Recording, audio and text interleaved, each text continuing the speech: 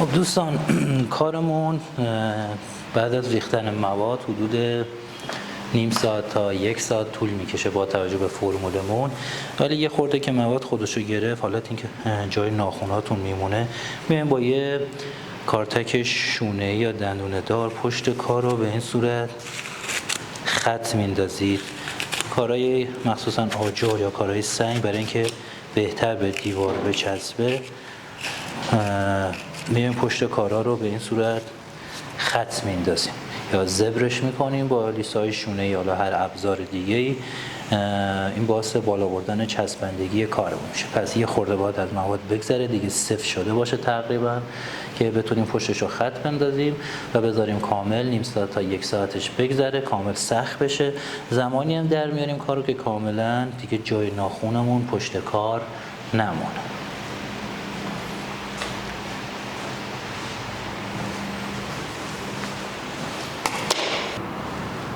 خب دوستان، کارامون هم بهش فرصت دادیم، نیم ساعت تا 1 ساعت تقریبا زمان میبره که کاملا سخت بشه. بیایم دونه دونه کارا رو در بیاریم که هم طریقه در آوردن قالب رو متوجه بشید. برای قالب‌های سیلیکونی اول کنارهای کار رو آزاد کنید و بعد به راحتی از قالب درآورید. به این صورت کار بسیار زیبا رو میتونید تولید بکنید. اضافه‌ای هم که روی قالب اومده باشه به راحتی جدا میشه.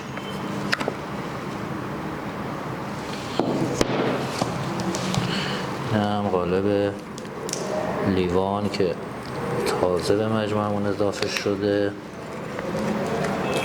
ببینید به این صورت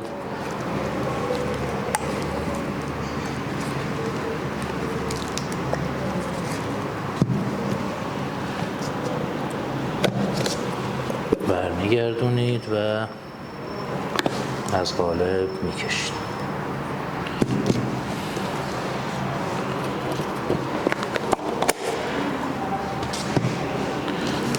قالب بازم زیر سیگاری.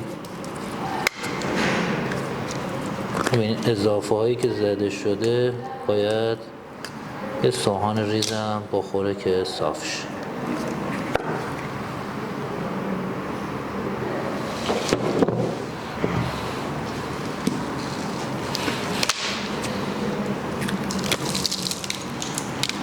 این هم قالب‌های تولیدی خودمون که انعطاف پذیری فوق‌العاده خوبی داره.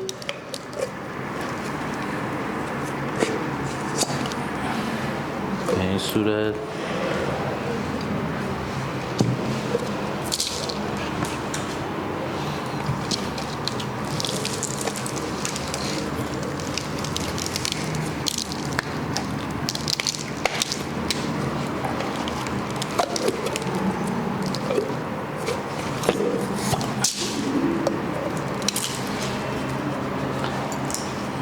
اضافه‌هاش رو میگیریم.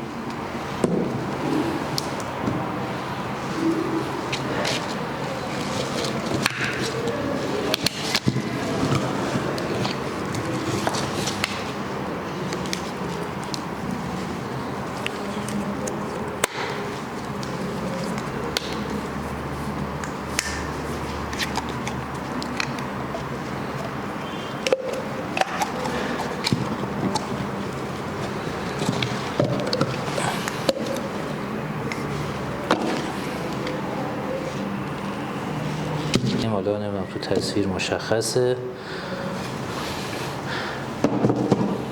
و اینا رو بردارم.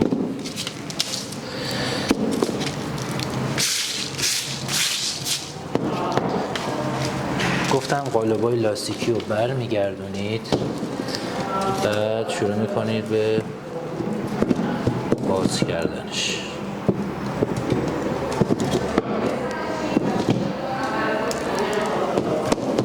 اون طرح گرانیتی که بهتون گفتم به این صورت یک کار بسیار زیبا و جدید هستش. توی قالب‌های صاف بهتر جواب میده و زیباتر در میاد. و قالب بازم آجر به این صورت برمیگردونید و قالب‌ها رو در میارید. اون زبری پشت کارش هم که ایجاد کردیم باعث میشه که راحت‌تر به دیوار بچسبه.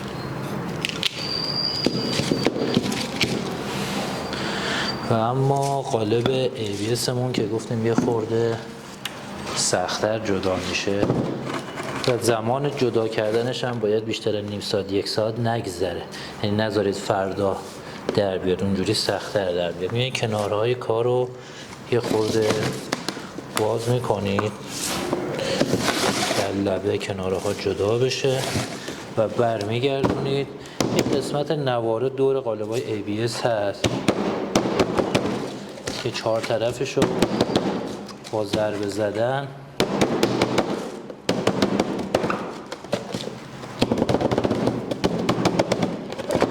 به این صورت در میاد. خب دوستان، این هم نمونه کارهای تولیدمون که از قالب در آوردیم. سطح کارهای ABS کار کاملا براق‌تره. حالا بعضی از قالب‌های اکسسوری همون تزریقی ها یا وارداتی ها از چین هم سطح کار تقریبا براق میشه. قالب‌های خود در واقع تولیدی خودمون هم تقریبا میشه گفت سطح براقی داره، ولی قالب‌های لاستیکی همینجور که نگاه بکنید اینا سطح‌های خشنی داره و به ماتی میره. حالا ما میتونیم بیایم اینا رو رنگ‌آمیزی بکنیم، یعنی بیایم بهشون رنگ بدیم، اکریلدارش کنیم و فرمولاسیون‌های رنگ رو که بهتون گفتیم اینجا اجرا کنیم که دونه بدونه اونا رو با هم کار میکنیم. امیدوارم که تا اینجای کار راضی بوده باشیم. خب دوستان، بریم سراغ رنگ‌آمیزی کردن.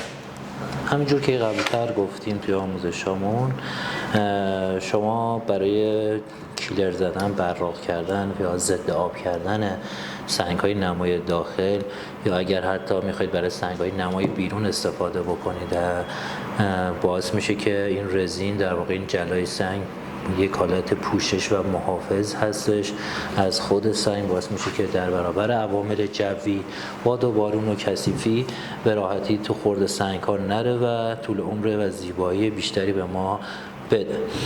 حالا این یه نوع رزین سنگ هستش، حالا با برند دیگه، اینم که قبلتر بهتون معرفی کردم.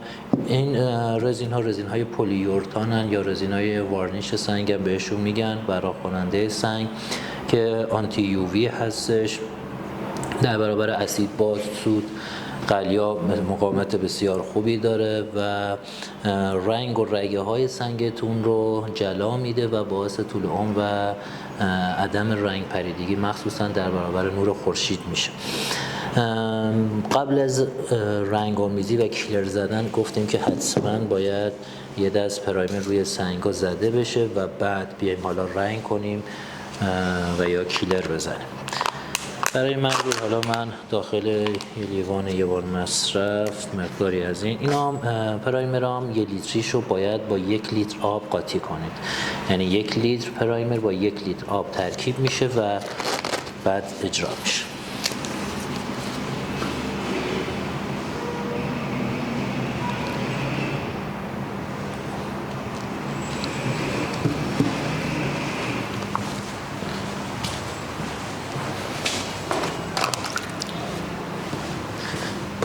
ببینید به همین اندازه که من پرایمر زدم همون مقدارم بهش آب اضافه میکنم، یعنی به نسبت 1:1.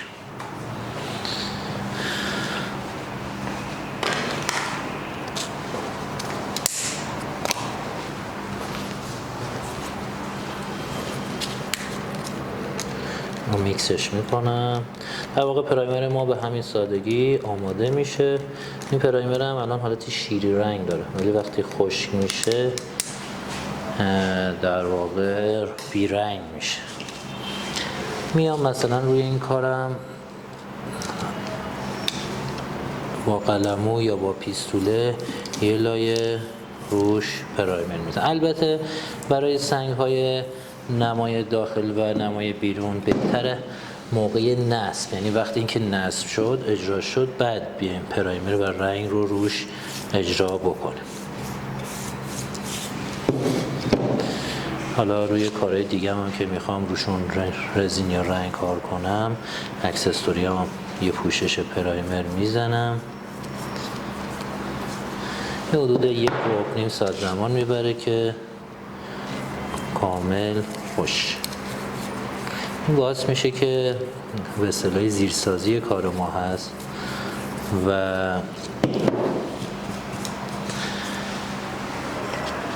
اون رزینی که قرار روش بیاد یا رنگی که قرار روش بیاد دیگه پوسته نمیشه به راحتی و این باعث چسبندگی بیشتر اون رنگ یا رزین روی سطح کارمون میشه.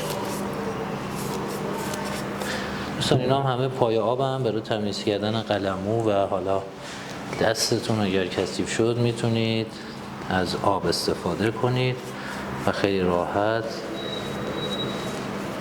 پاک میشه. من داخلش هم میزنم چون میخوام داخلش هم رزین بزنم. ببینید رگه هایی که ایجاد شده و فوق‌العاده زیباست. حاشیه سود بسیار بالایی داره این کار دوستان. هر کدوم از این گلدونا دونه 1000 تومان 2000 تومان بیشتر مواد متریال مصرف نشده، حالا بدون رزین و این کارا. ولی اگر رزین و اینها هم زده بشه روش نهایت 2-3 هزار تومان هزینه بر هست برای شما که توی بازار به راحتی میتونید یه بازاریابی ساده داشته باشید و کلی سفارش بگیرید.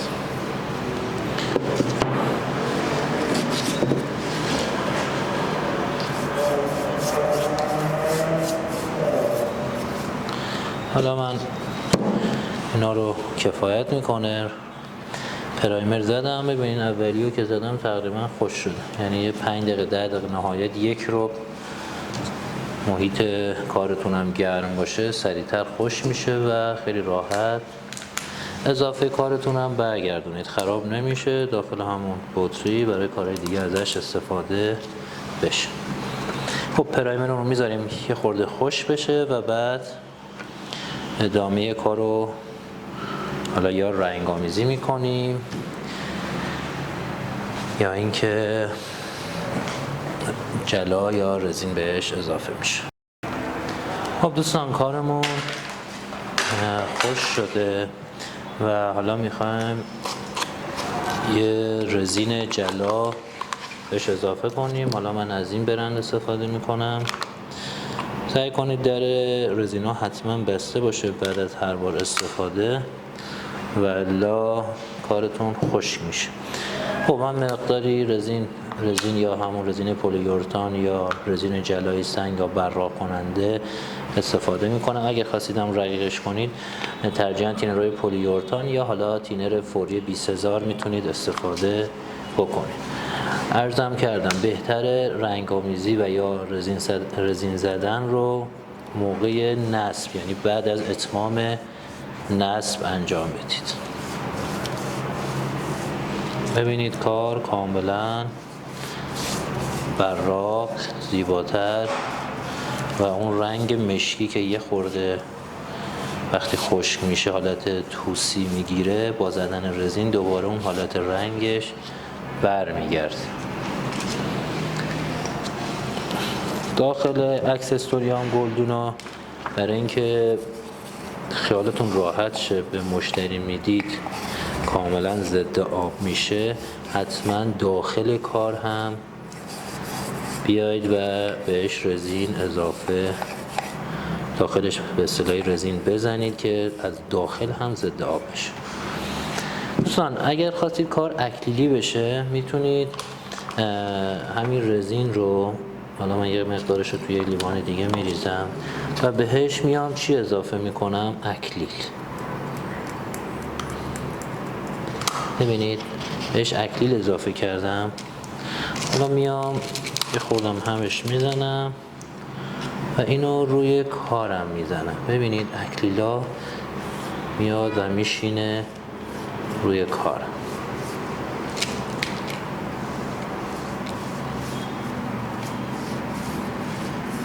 هم براق کردم و هم یه حاله‌ای از گونه‌های اکریل زیبا به کارم اضافه شد. این رزینم تقریبا یه نیم ساعتی طول میکشه خوشه. اینم حالا قبلا اومدیم اکریلا رو به خود ملات اضافه کردیم، اون یه روش بود. اینجوری هم باز بهتره به نظرم، هم براق میشه، ولی اگه نخواستی براق شکار یا حالا جلا بخوره بهتره روش دوم رو انجام بدید، یعنی اکریل رو با رزین ترکیب بکنید. اینم با پیستول هم میشه پاشیدش، حالا اگر انشالله سفارش کار تعداد بالا بود، برای اینکه توی زمان هم صرفه جویی کنید میتونید با پیستوله این کار رو انجام بدید.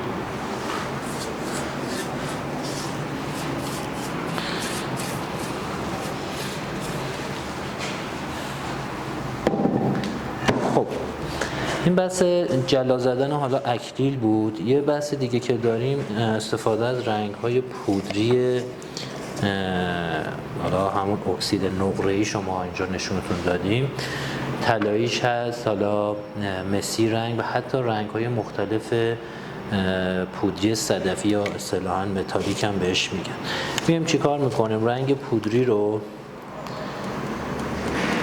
داخل کارمون می‌ریزیم.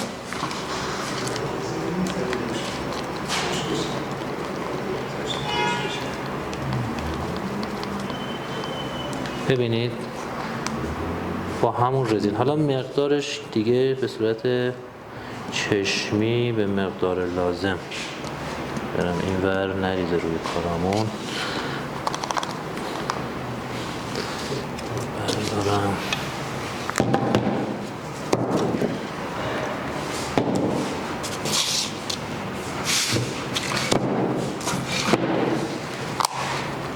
ببینید این یه رنگ متالیک به ما میده که فوق‌العاده میتونه زیبا باشه.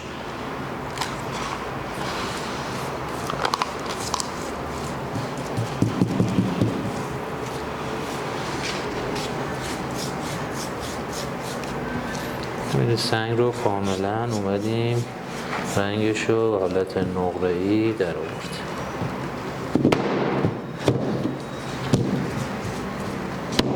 البته فقط روی کار و این کناراش کافیه. یک رنگ متالیک نقره‌ای که با ترکیب رنگ‌های مختلف هم شما میتونید ببینید.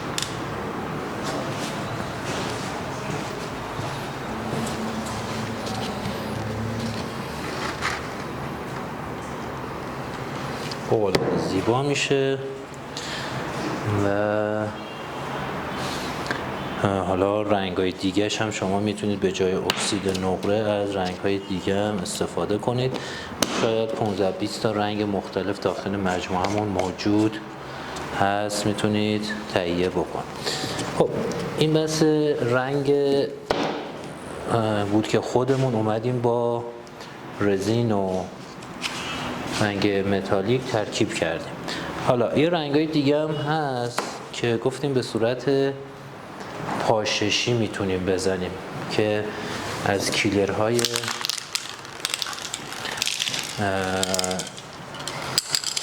رنگ‌های کروم طلایی و نقره‌ای میتونیم استفاده بکنیم.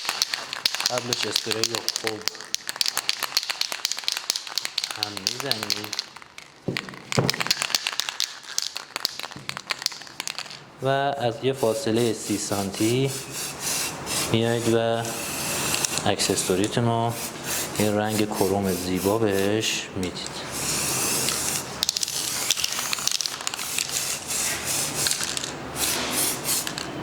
همیشه هم آخر کار اسپری رو برگردونید که این داخلش کیپ نشه و بتونید بارها ازش استفاده بکنید. یه رنگ کروم دیگه هم نقره‌ایش هم حالا کار کنیم.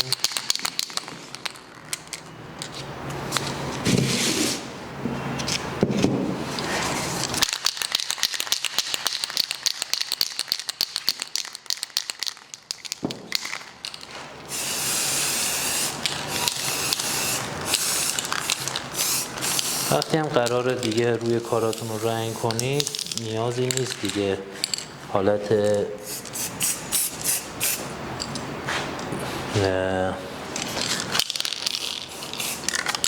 رگه‌دار به کارتون بدید، یعنی یک کار ساده تولید میکنید که هزینه‌هاتون هم اضافه نشه. این هم که میبینید یک کار بسیار زیبا با رنگ اسپری کروم دوپلیکالر که توی فروشگاهمون هست و میتونید کاراتون رو باهاش رنگ بکنید. خب و در آخر یه رنگ دیگه که داریم رنگ متالیک پای آب هست. رنگ متالیک پای آب که این هم اینجا اجرا میکنم. ببینید رنگ های پای آب برای حلالش به اصطلاح یا رقیق شدنش میتونید از آب استفاده بکنید. با یه قلمو میایید روی سطح کارتون رو یه رنگ میزنید. از رنگ های روغن و رنگ پلاستیک و اینها میشه، ولی ترجیحاً برای رنگ آمیزی برای اینکه پوشش خوبی بده و سریع هم خوشه و حتی این رنگ های آکریلیک ضد آب هم میکنه، یعنی خودش ضد آب هم جزء خواص رنگ های آکریلیک هست و علاوه بر رنگی که به ما میده رنگ های متالیکی ضد آب هم میکنه. دوستان توجه کنید اگر رنگ های آکریلیک بعضی موقع نیاز داره 2 مرتبه بزنه، یعنی بگذارید که 1.5 ساعت کامل خشک بشه و بعد دوباره یک لایه دیگه رنگ رو بزنید، پوشش جذابتری رو بهتون میده. به این صورت این الان باز حالا خوبه ولی یک لایه دیگه زده بشه زیباتر میشه. خب دوستان در خدمتتون هستیم با آموزش رنگ‌آمیزی با استفاده از شاپان. ما اگر بخوایم طرح چوب به کارمون بدیم، یعنی همچین حالتی این طرح زیگزاگه، نگاه کنید حالت طرح چوب شده، فوق‌العاده زیبا میشه و برای رنگ‌آمیزیش هم تقریبا هر متر مربع 150 تا 200 هزار تومان قیمت و اجرت رنگ‌آمیزیش هست که بسیار بسیار کار ارزون قیمتیه.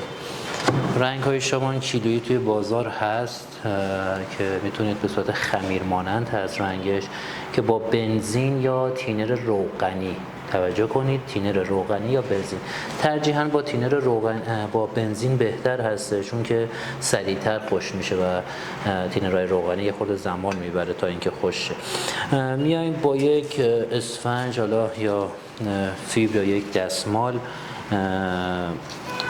به مقدار لازم، حالا اینو از قبل توی فروشگاهمون آماده هست، پک‌های کوچیکش دونه 10,000 تومان هم هست، قیمتی نداره، خودتون میتونید بگیرید دیگه، نیازی به میکس کردن نداره. هر چقدر در واقع تین روغنی یا بنزین بیشتری اضافه کرده باشید به کار باعث میشه که کارتون یا رنگتون روشن‌تر بشه. مشکی داریم شاپان و قهوه‌ایش هم موجوده که میتونید با هر دوتا طرح چوبو بهش بدید. ببینید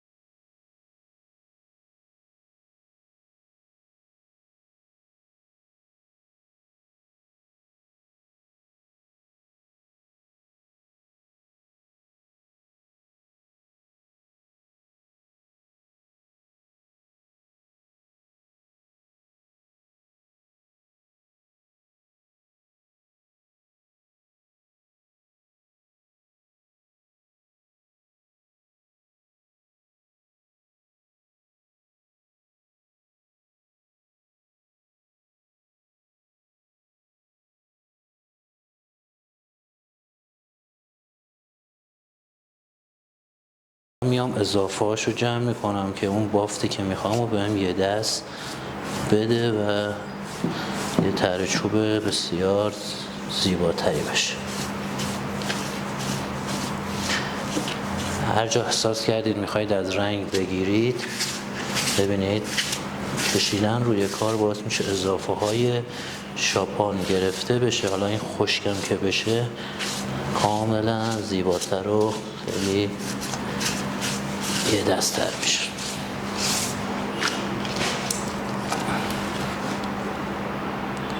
انشالله که لذت برده باشید.